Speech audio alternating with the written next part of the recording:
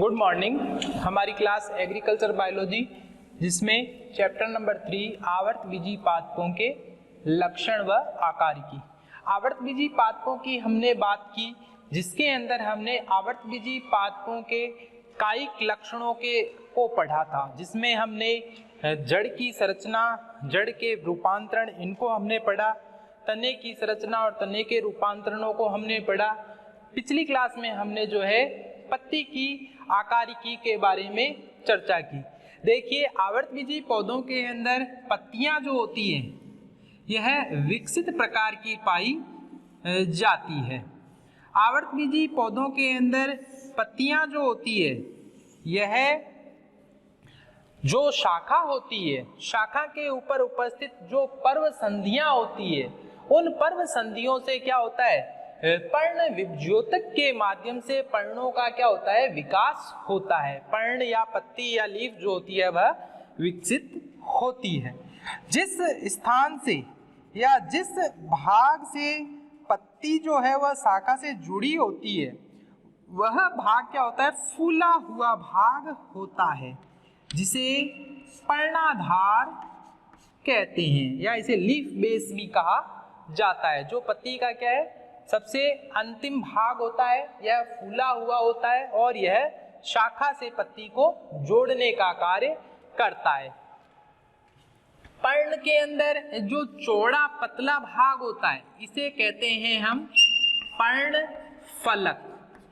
पर्ण फलक कहते हैं, जो हरे रंग का चौड़ा चपटा फैला हुआ भाग होता है। पर्ण के अंदर हमको इस प्रकार से जो है एक जाल दिखाई देता है, जिसे हम क्या कहते हैं, सिरा कहते हैं। ये सिराएं होती है, जो एक मुख्य सिरा होती है बीच में, और इनसे क्या होती है, सहायक सिराएं निकली हुई रहती हैं।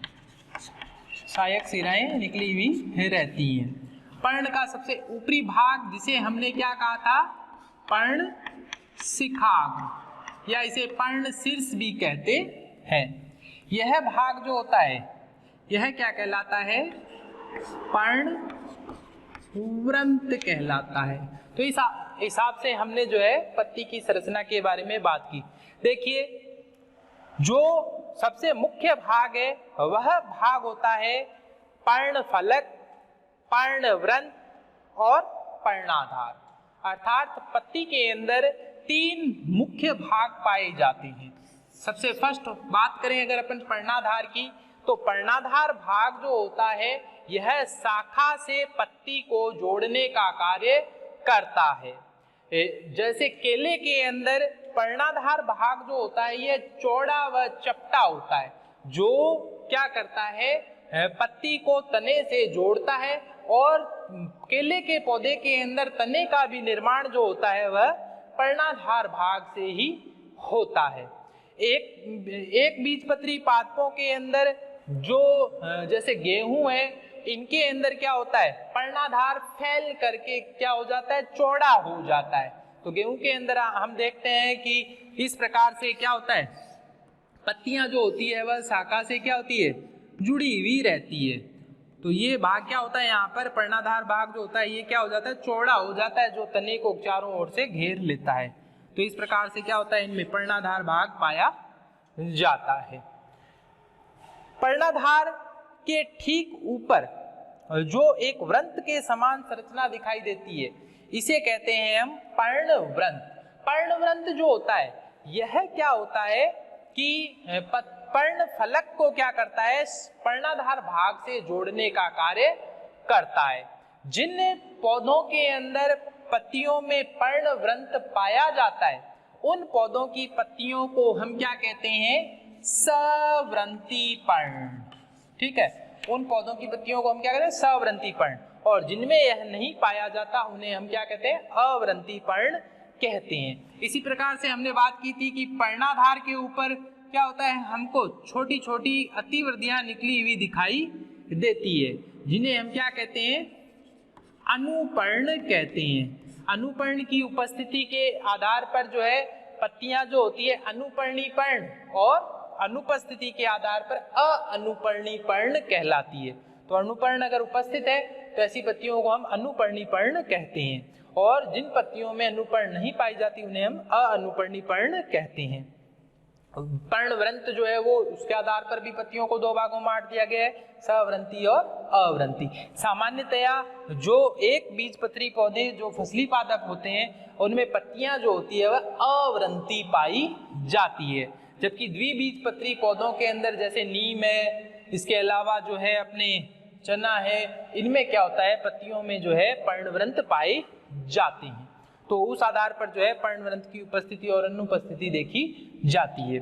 इसके पश्चात जो तीसरा मुख्य भाग था वह है पर्णफलक। पर्णफलक जो होता है ये चौड़ा चपटा हरा रंग का भाग होता है जो क्या करता है प्रकाश संश्लेषण का कार्य करता है। वैसे तो ये संपूर्ण भाग जो होते हैं ये प्रकाश संश्लेषण में सहायक होते हैं, परंतु यह चौड़ा चपटा फैला हुआ जो भाग होता है यह क्या करता है सर्वाधिक प्रकाश संश्लेषण का कार्य करता है। पत्तियों में इसके माध्यम से क्या होता है भोजन निर्माण की प्रक्रिया होती है।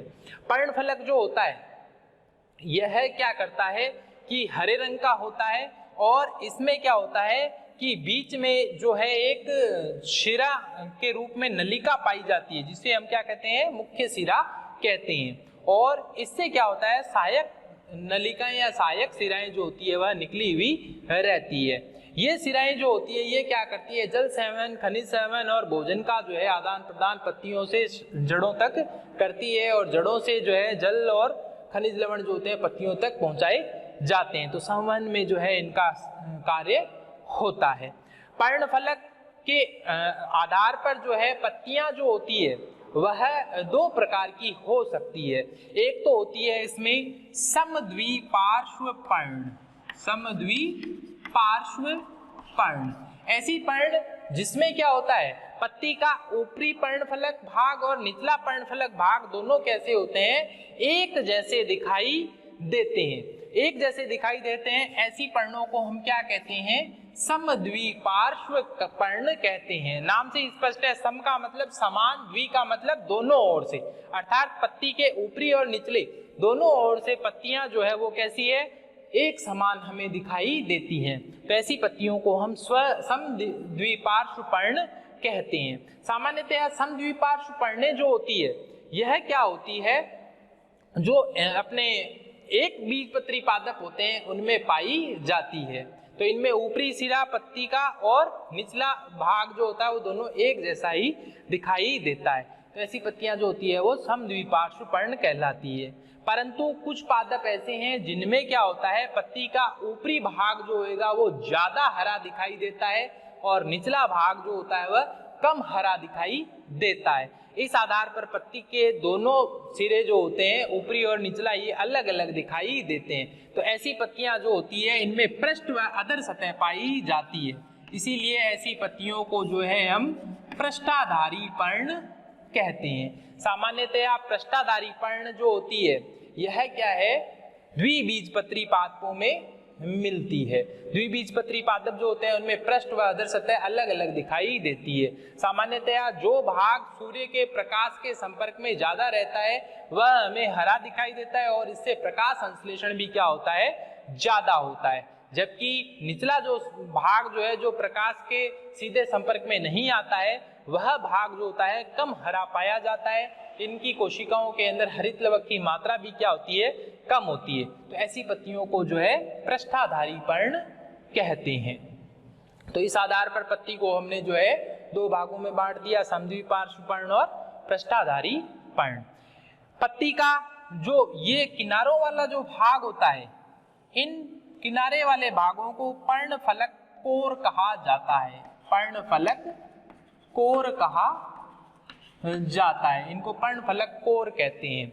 और जो ब्रायोफिल्लम पादप होता है इनमें ये पर्णफलक कोर क्या करते हैं प्रजनन का कार्य करते हैं। तो इनसे जो है कलिकाएं बनती है और जो नए पादप का विकास करती है। तो इनमें ब्रायोफिल्लम के अंदर ये पर्णफलक कोर जो है ये प्रजनन में सहायक होते हैं। ये पत्ती के क्या होते हैं किनारे होते हैं। कुछ पौधों की पत्तियों में ये किनारे जो है कटे फटे भी होते हैं। सामान्यतः जो जलीय पादप होते हैं उनमें इन पत्तियों के पर्णफलक कोर जो होते हैं वो कटे फटे होते हैं, जो जल के प्रवाह की दिशा में भी क्या कर सकते हैं पौधों को सीधा खड़ा रहने में सहायता करते हैं।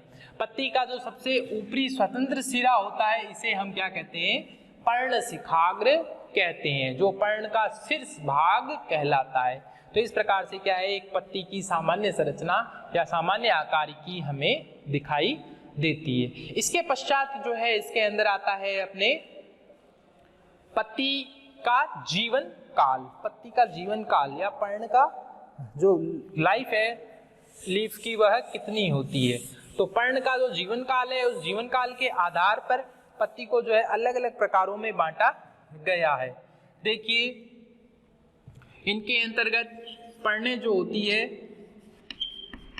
जैसे सामान्य अगर बात करें आशुपाती पर्ण, आशुपाती पर्ण, ऐसी पर्णें जो क्या होती है सामान्यतया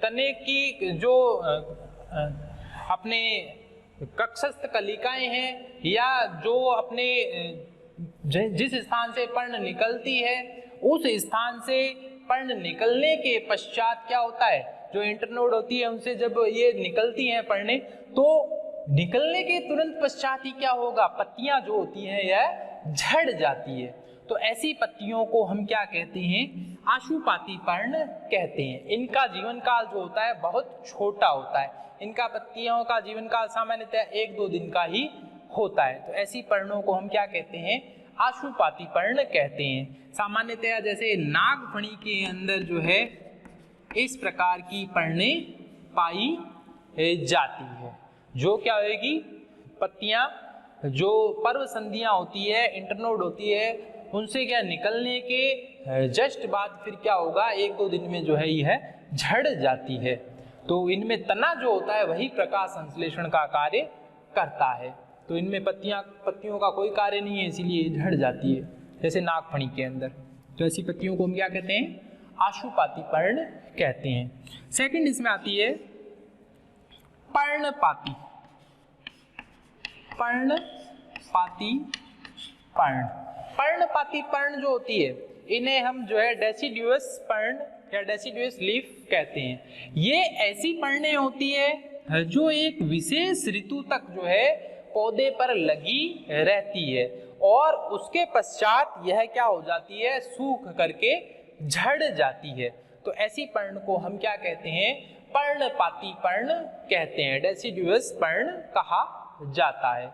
तो ये पर्णें जो है एक विशेष ऋतु तक ही क्या होती है या एक विशेष समय तक ही जो है यह पौधे पर लगी रहेगी, प्रकाश संश्लेषण का कार्य करेगी और उसके पश्चात फिर क्या होगा कि यह पर्ण जो है पौधे पर लगी सूख जाएगी और यह झड़ जाती है। सामान्यतया जैसे नीम है, पीपल है, इनमें जो होती है पर्णपाती प्रकार की पर्ण पाई जाती है।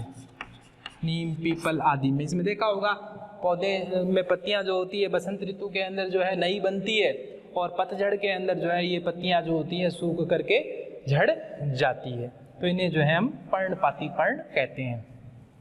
थर्ड इसके अंदर आता है अपाती पर्ण। अपाती पर्ण, अपाती पर्ण को हम जो है ऐसी पर्णें होती है जो क्या कहते हैं, अपने पर्णें जो होती है ये कई वर्षों तक जो होती है पौधे के ऊपर जो है जुड़ी रहती है और कार्य करती रहती है।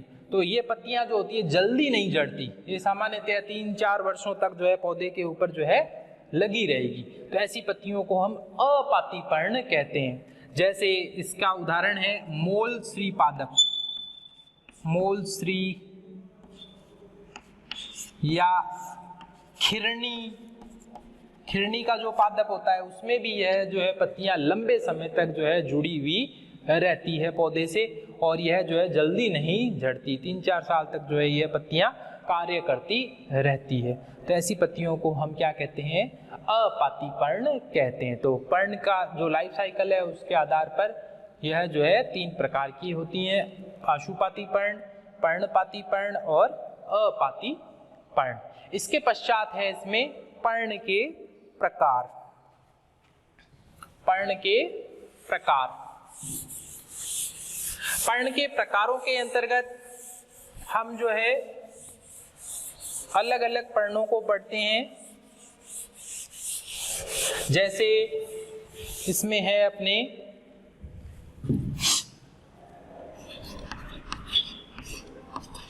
पर्ण के प्रकार, टाइप्स ऑफ लीफ। इसके अंदर सबसे पहला है इसमें सरल पर्ण। देखिए ये सबसे सरल प्रकार की पर्णें होती है, इसीलिए इसको जो है सिंपल लीफ कहा गया है। ऐसी पर्णें जो सामान्यतया क्या होती है, पौधों के अंदर हरी रंग की होती है और यह प्रकाश संश्लेषण का कार्य करती है। पौधे पर यह क्या है, सामान्य रूप से जो है जुड़ी हुई रहती है। तो ऐसी पर्णों को हम क्या कहते हैं, सरल पर्ण कहते हैं। जैसे नीम है, पीपल है इत्यादि जो है, आम है, अमरूद है, इनमें ये पर्णें क्या होती है, सबसे सिंपल प्रकार की जो है पाई जाती है। तो इन पर्णों को हम क्या कहते हैं, सिंपल लीफ कहते हैं। यह पौधे पर क्या होगी, इस प्रकार से जो है पाई जाती है, तो इन्हें जो है सिंपल लीफ कहा जाता है। सेकंड इसके अंदर आता है बीजपत्री पर्ण। बीजपत्री पर्ण, देखिए नाम से स्पष्ट है, बीज पत्र, यानी कि ऐसी पर्णें जिनका निर्माण क्या होता है, बीजांकुरण के समय बीज पत्र के माध्यम से होता है। इनमें पत्तियां जो होती है, यह क्या होती है, मोटी मांसल व भोजन का संचय करने वाली होती है। तो इन ऐसी पर्णों को हम क्या कहते हैं, बीजपत्री पर्ण कहते हैं। थर्ड इसके अंदर आता है अपने शल्क पर्ण। शल्क पर्ण, देखिए शल्क पर्ण अपन ने जब तने के प्रकार पढ़ा था, उसमें भी हमने जो है शल्क पर्ण की बात की थी। तो शल्क पर्ण ऐसी पर्ण होती है जो भूमिगत तनों के ऊपर जो है पाई जाती है, और यह क्या करती है, भूमिगत तने की जो है मिट्टी से जो है पौधे तने की क्या करती है, सुरक्षा का कार्य करती है। तो ऐसी पर्णों को हम क्या कहते हैं, शल्क पर्ण कहते हैं। जैसे प्याज के अंदर जो खाने योग्य भाग होता है वह शल्क पर्णें होती है, तो वह क्या करती है, तने को चारों ओर से घेर करके रहती है, जिससे तने की क्या होती है, सुरक्षा होती है। तो ऐसी पर्णों को हम क्या कहते हैं, शल्क पर्ण कहते हैं, जो शल्क के रूप में जो है पाई जाती है। सामान्यतः भूमिगत तने वाले भागों पर यह पर्णें मिलती है। फोर्थ इसके अंदर आती है सहपत्री पर्ण। नाम से स्पष्ट है, ऐसी पर्णें जो क्या होती है, सहपत्र के रूप में जो है विकसित होती है। इन पर्णों का जो जीवन काल होता है यह बहुत कम होता है, इसीलिए ये क्या पर्णें जो होती है, क्या होती है, अल्प विकसित प्रकार की पाई जाती है। सामान्य पुष्पों पर जो है सहपत्र मिलते हैं, तो वह पर्णें जो होती है सहपत्री पर्णें कहलाती है। फिफ्थ इसके अंदर आती है पुष्पीय पर्ण। पुष्पीय पर्ण ऐसी पर्ण है जो क्या है, पुष्प पर बनती है, अर्थात पुष्प के जो विभिन्न भाग होते हैं, पुष्प के जो विभिन्न भाग है जिन्हें हम बाह्य दल, दलपुंज के रूप में पढ़ते हैं, वह सब क्या है, पर्ण का ही रूपांतरण है। तो इसीलिए इन्हें जो है पुष्पीय पर्ण कहा जाता है। पुष्प के अंदर जो विभिन्न भाग हैं पुष्प के, वह सभी जो है पर्ण के ही रूपांतरण है, तो इसीलिए इन्हें जो है पुष्प पर्ण कहा जाता है। इसके पश्चात आती है बीजाणु पर्ण। बीजाणु पर्ण, तो ऐसी पर्णें जिन पर्णों पर क्या होता है, बीजाणु धानियां विकसित होती है और इनमें क्या होता है, बीजाणुओं का निर्माण होता है। तो ऐसी पर्णों को हम क्या कहते हैं, बीजाणु पर्ण कहते हैं। इनके अंतर्गत जैसे अपने टेरिडोफाइटा में हमने पढ़ा है कि जो पत्तियां होती है वह क्या होती है, विषम पर्णी प्रकार की होती है, जिन पर लघु बीजाणुधानी और गुरु बीजाणुधानियों का विकास होता है। जिम्नोस्पर्म के अंदर हमने जो है ऐसे ही विषम बीजाणुधानियों के बारे में पढ़ा है। तो ये पर्णें क्या होती है, बीजाणु पर्णें कहलाती है, जिनके ऊपर बीजाणुधानियां विकसित होती है और यह क्या करती है, बीजाणुओं का निर्माण करती है। तो इन्हें जो है बीजाणु पर्ण कहा जाता है। तो इस आधार पर जो है पर्णों के प्रकार हैं। इसके बाद हम जो है नेक्स्ट इसके अंदर पढ़ेंगे पर्ण के अंदर शिरा विन्यास।